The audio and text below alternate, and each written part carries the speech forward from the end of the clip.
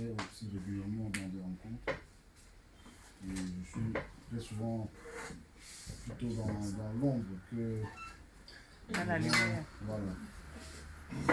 C'est une Eskameni combattant. Dans cette chaîne, vous voyez, membre fondateur du cours, bien du décès. Combattant de verre. Je suis Steve Boucan, combattante et Amazon de France originelle. Eric Kadi, membre fondateur du Code, cadre du MRC Belux et activiste combattant dans tous les sens.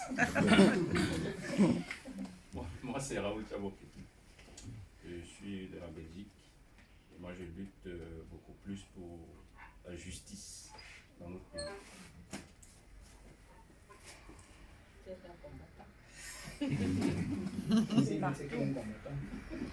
Il est combattant. Il n'y a que des combattants dans cette salle. Moi, c'est Annie Choco, combattante, activiste, Amazon Belgique. Moi, c'est Gilles Cam, que je viens de la Belgique et activiste politique. Merci, bonjour à tous. Bonjour. Je prends la parole pour la première fois parce que il n'y a pas Annie avec qui j'ai souvent échangé. Je n'ai pas encore échangé avec vous. Je suis en France depuis seulement un mois. Je viens du Cameroun. Je ne sais pas si je dois me présenter comme journaliste, comme écrivain, comme nouveau combattant, comme amoureux de la paix et de la liberté. Donc je m'appelle Cyril Kémenier. Ah, c'est le mot contraire. Ça veut dire ex-journaliste ou journaliste de la CRTV, rédacteur en chef dans le Sud. Vais-je encore y retourner? J'en doute. Donc je suis désormais ici.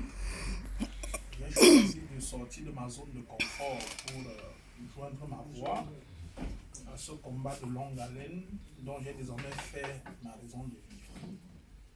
Donc je suis là et c'est Annie qui m'a tenu informé de la tenue de l'organisation de cette réunion. J'ai pensé qu'il était de bon aloi que j'y sois pour voir à peu près comment les choses se passent.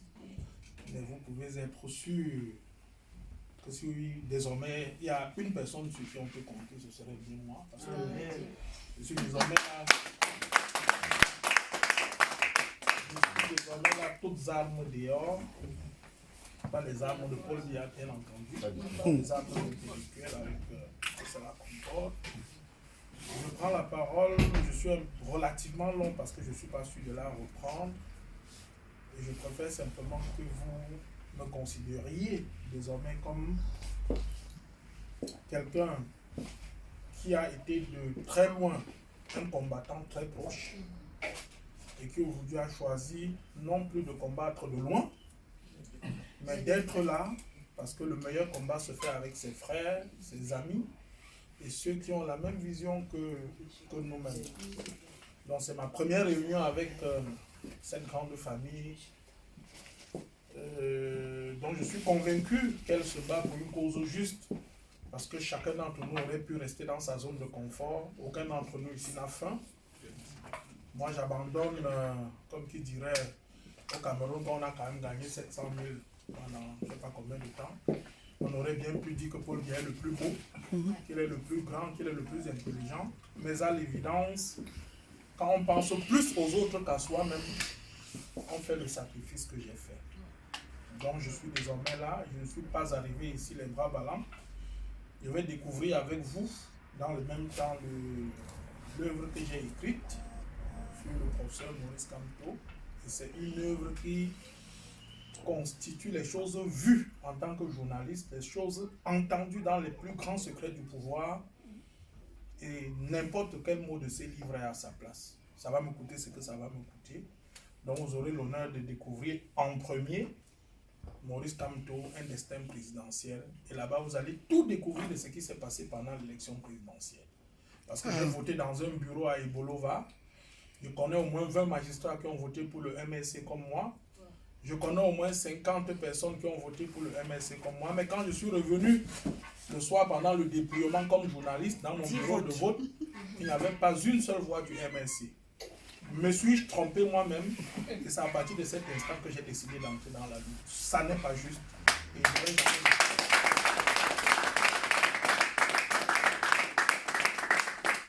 Ce sont des choses vraies.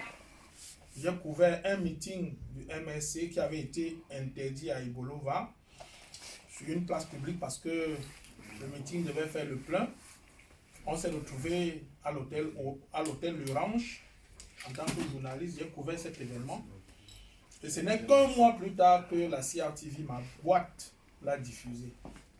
Parce qu'il a fallu qu'on se batte et qu'on fasse passer ce reportage que moi, j'avais fait. Voilà autant de choses qui m'ont mis la puce à l'oreille. J'ai estimé que le Cameroun est un pays extraordinairement du deux poids, deux mesures.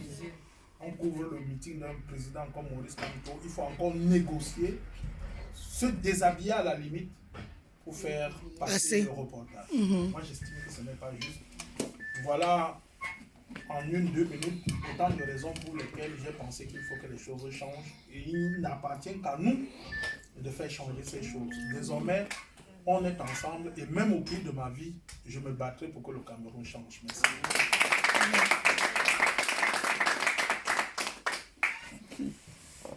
La patrie ou la mort. Vous me permettez avec beaucoup d'émotion, à l'écho de ce message, je me demande s'il faut encore dire autre chose. Je te dis. Là, on touche au cœur du problème. Et puis, pour faire, je voulais félicitations. Félicitations. Sinon, c'est avec beaucoup d'émotion. Peut-être avant que la sœur ne continue, je voudrais dire un mot à Cyril. Comme le grand frère Marcel a dit, je crois que c'est l'un des doyens ici dans la lutte en Europe. Parce que je me rappelle toujours, dans les années 2000, quand on commençait nos combats, il y a des gens qui nous taxaient de fous. On ne savait même pas ce que nous on faisait. On nous voyait comme des griots, des marionnettes. Quand on marchait, on était presque 5 personnes. Et voilà, il y a eu moi, Marcel, qui est là, il y a Emmanuel Kenta, Brice Nintieu. On nous voyait comme des gens des illuminés, des gens qui ne comprenaient même pas pourquoi ce monde. Mais on avait compris depuis, parce que même depuis qu'on quitte le Cameroun, on savait déjà que les choses vont très mal. Et franchement, ce témoignage pour moi, vraiment, ça m'a touché très très profondément. Je suis tellement content de comprendre que des gens aussi, je sais, peut-être vous luttiez en interne, mais prendre le risque, parce que j'ai lu beaucoup de vos posts sur Internet et ça défile et on ne fait que parler, je suis très surpris. Toujours la question qu'on se posait, est-ce qu'il est toujours au Cameroun? Où en est-il? Est-ce qu'il n'est pas déjà dans un cachot quelque part? Oui, c'est qu'on aurait. Donc j'ai bien compris que vous avez pris la peine de vous éclipser. Et on a vu, et je voyais déjà le livre Kemené, journaliste et écrivain. Ouais. Ça circule beaucoup sur Internet. Franchement, nous sommes contents. Et je peux vous rassurer, vous êtes tombés entre les bonnes mains et vous êtes du bon côté. Ça doit être dur, mais nous on était des convaincus. Et mais je peux vous rassurer, on vaincra. On doit gagner cette lutte. Je n'en doute pas. Ce qui est sûr, même cette Europe aujourd'hui où on a cette liberté de parler, quand on relit un peu l'histoire, on se rend compte, pour qu'ils en arrivent à ce niveau, il ne faut pas simplement voir les choses. Déjà, il y a du sang à couler. La liberté, ça s'arrache, ça se tue. Bon, souvent d'autres, il faut toujours dire, c'est comme un train. Il y a certains qui viennent, ils veulent voir la lune directement. Ça doit être long. Et je crois que le mot que le président Kamto a toujours dit, la résistance. Quand tu comprends la profondeur, c'est pour dire que ce n'est pas quelque chose qui va se faire.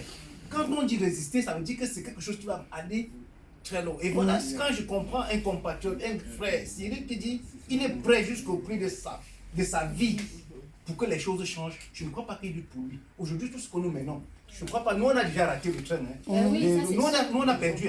Aujourd'hui, c'est parce que quand on se tourne, on voit nos enfants, on se dit qu'est-ce qu'on veut leur léguer, quel est l'héritage qu'on veut donner. Au moins pour ça, qu'on soit fiers. Même si je meurs aujourd'hui, je m'aimerais mourir avec un sourire, je dis j'ai fait ma part. J'ai fait ma part. C'est tout. Vraiment, Cyril, merci. Et vous pouvez compter sur nous. on fera tout pour que les choses marchent. Juste pour saluer la présence de Florence qui certainement ne doit pas se souvenir de moi. Ouais. Ce sont les cadets qui reconnaissent les images. C'est vrai. Je suis un enfant de Nouvelle. Quand j'étais à l'école primaire, Nouvelle, Bamileke garçon, je voyais Florence passer tous les matins et tous les soirs. Elle a mis depuis au moins 20 ans, 30 ans. Le combat. Le combat.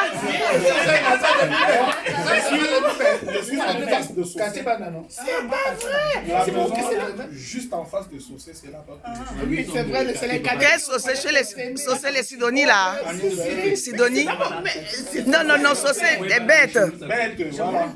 Ce sont les gens. Et nous, on est juste derrière. Je ne l'ai pas vu depuis au moins 30 ans. Oui, c'est vrai. Mais tu dis que tu es en face des Saucés. Que tu es en face des Saucés. Tu habites en face. Quand tu sors de Saucé, donc tu as connu Neko. grandi là-bas. Mais Tu as connu pas Pascal Simon. Je vais te voir si son père. Après, Cyril. Il y a le temps des divers. Mais On est déjà en retard dans le programme. c'est mon frère. Après, on va vraiment lancer et dans les divers, on va s'embrasser, faire tout ce qu'on veut. Purée. Je m'appelle Boadieu Sabine. Et c'est ma toute première réunion avec les Amazones. Et je rends grâce à Dieu parce que mon baptême de feu et je me retrouve à table avec toutes les grosses têtes. Je dois dire que la résistance est entrée dans mon cœur en 1992. Je pense qu'on venait de mettre la majorité électorale à 18 ans. Et c'était ma toute première élection. J'ai voté John Fundi. Et j'étais en classe de terminale au collège Alfred Sakel. Je me souviens ce matin-là, j'allais à l'école. Et à Bepanda, au niveau de Yon-Yon, il y avait des chars d'assaut. Les militaires étaient versés. On devait promulguer les élections électorales ce jour-là. On fouillait tout le monde. Et j'avais le malheur d'avoir dans mon sac une radio et un jeune Afrique qui donnait John Fundi gagnant. On m'a fouillé. Et à cause de ce journal, on m'a fait asseoir. Je me souviens, j'étais assise devant le portail de Yon-Yon avec au moins une cinquantaine de personnes. Et on attendait le camion pour nous amener à Mbopi. C'était les gendarmes. Ce qui m'a sauvée devant Dieu, c'est la tenue de classe. Parce que j'ai dit au monsieur, je vais en classe. Il me dit, mais vous allez vous cacher dans les tenues de classe pour détourner la tête des enfants. Je dis, mais monsieur, je suis sortie de la maison, je vais à l'école. Et gloire à Dieu, pendant la discussion, son supérieur nous a vus. Parce que le monsieur est venu dans une jeep, il nous observait. Quand je suis allée m'asseoir, il est venu causer avec le monsieur. Il lui a demandé qu'est-ce qui se passe. Le monsieur lui a dit, il a vu un jeune Afrique dans mon sac qui donnait John Fundi gagnant. Et son chef est venu, je me souviens, il m'a tiré l'oreille. Vous allez à l'école, allez étudier. Ne vous intéressez pas à la politique. N'importe quoi. Oui, monsieur. Allez, va à l'école. Je dis oui, monsieur, merci, monsieur. C'est la tenue du collège Alfred Sakel qui m'a sauvée. Et même ce jour, j'ai eu un deuxième accident, c'est qu'à l'école, j'ai regardé le professeur, mais j'avais la tête sous le banc pour suivre l'assemblée. Et quand on a donné Paul Biya gagnant, j'ai crié ouh! Toutes les deux banques qui m'entouraient, on nous a donné la colle. Donc, c'est une activiste née. Si les Amazones existaient à l'époque, je n'avais que 18 ans. Mais dans mon cœur, j'ai dit ça, c'est pas bon. Ça, c'est pas bon. Et jusqu'à aujourd'hui encore. Je suis restée longtemps en Espagne et je suis arrivée en France la veille, un an avant les élections. Heureusement, dès que je suis arrivée, je suis allée m'inscrire là-bas. Oui. Et j'ai connu le professeur Maurice Kamto et j'ai été séduite par son projet social. Pas pour moi, comme disait le président, parce que je me souviens pendant les villes mortes, mon père qui est déjà mort, paix à son âme, il nous a dit, mes enfants, quand je regarde cette histoire, nous sommes bien partis pour 50 ans de troubles. Vraiment, vous là, j'ai pitié de vous. Parce que peut-être vos enfants verront le champ, vivront peut-être au niveau où nous sommes. Mais vous là, vous êtes des sacrifiés. Et aujourd'hui, 20 ans après, paix à son âme, il avait raison. Oui, nous sommes sacrifiés. Oui. Donc aujourd'hui, je m'engage solennellement à combattre auprès des Amazones, je l'ai déjà été dans le cœur. Parce que quand je vous ai donné mon profil, je crois que vous avez vu mes commentaires. Mais je suis allée chercher, je ne prends pas comme ça. Quand tu me dis, je veux rejoindre les Amazones, je regarde ton profil Facebook, je vois ce que tu commentes, je vois les commentaires qu'on met sur... Je regarde tout. L'accident de Winnie Savannah m'a blessée, ça m'a touché au cœur. Et Martin Tadio, je crois, je ne sais pas si c'est Marc Senior, où il a dit, votre silence est complice. J'ai pensé que vraiment ça s'adressait à moi. Je ne suis pas très activiste au combat, mais vraiment, j'ai décidé de m'engager dans le combat. Et vraiment, jusqu'à la mort, s'il faut y aller. Merci, mon Amazone, ça me va droit au cœur. Merci, soldat. Dans l'accident, j'ai dit, mais elle va peut-être perdre son pied. J'ai beaucoup prié pour son pied parce que je suis aussi évangéliste. Pas pasteur, mais évangéliste. Donc, j'évangélise les gens. Ma chérie, alors, vraiment, je ne veux pas te couper. Ce voilà, qu'on va faire, on va vraiment finir la présentation parce que j'ai aussi... D'accord. Et là, tout à l'heure, on finit la présentation. Savannah va parler et après, on va tous rebondir. D'accord. Bon, ben, que Dieu bénisse le Cameroun. Merci. Merci. Et puis le premier, on termine vite fait les présentations. Moi, c'est... Ça aurait été, ça pouvait être bon. Je suis Merci. La foi passe partout où on est. Merci, ma chérie. Et je suis aussi Amazon de Belgique. De Belgique. Merci, Michi. Moi, c'est Hugues Semo, je suis membre fondateur du Code. Et Tantina, c'est tout.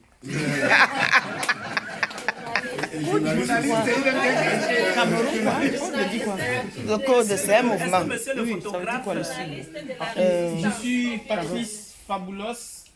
Je suis combattant, reporter démocratique. Et l'amour de ce combat m'est venu par mes parents, Papa Eli et Maman Albertine, qui m'ont accueilli en Belgique. Et aussi aux côtés des grands frères Marcel et Hugues. C'est ainsi que pour contribuer au combat. Alors, j'ai décidé donc de devenir reporter. On a besoin de médias, oui. Mais je ne savais pas avant qu'est-ce que c'est qu'un combat. Mais c'est dans ma école que j'ai appris. Et aussi, c'est grâce à eux que j'ai pu savoir ce que c'est que le statut de réfugié. Que d'ailleurs, grâce à eux, je l'ai obtenu. Bravo. Et depuis ce jour-là, j'ai continué. Enfin, je me suis dit, je continuerai toujours et toujours. Mais ça fait quand même une dizaine d'années que je continue le combat. C'est bien. Wow. Nous sommes tous des réfugiés. Hein. Merci beaucoup. Donc, sans plus tarder, en attendant que d'autres Amazones arrivent et se présentent, nous allons demander à Winnie Savannah de nous raconter vraiment ce qui s'est passé. Parce que je pense que Honorable et tous les combattants qui sont là aujourd'hui veulent que Savannah raconte ce qui s'est vraiment passé. Alors, Winnie Savannah, la parole est à toi et nous t'écoutons avec beaucoup d'attention.